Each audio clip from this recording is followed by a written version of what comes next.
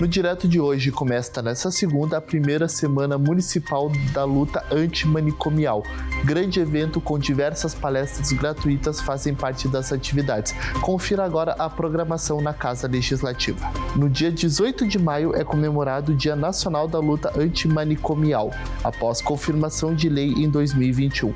E nesta segunda-feira ocorreu no plenário da Câmara Legislativa a abertura das atividades, que incluem palestras e conversas. A vereadora Estela Baladin, do PT, é a presidente da Frente Parlamentar de Saúde Mental, que juntamente com o Fórum Gaúcho organizam as ações em Caxias do Sul. Uma das principais pautas das discussões é a exclusão de pessoas com transtornos mentais, inclusive ansiedade, depressão e estresse no trabalho. Confira no QR Code toda a programação nesta semana. Um assunto delicado que merece toda a atenção e que tabus precisam ser quebrados sobre esse assunto.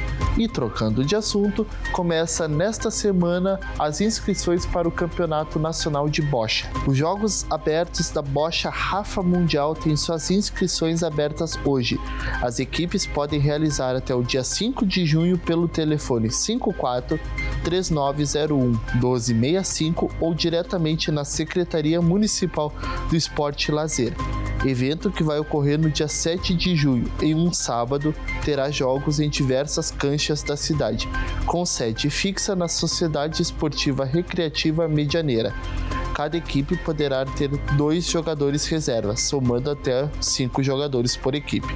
As 4 melhores equipes serão premiadas com medalhas e troféus.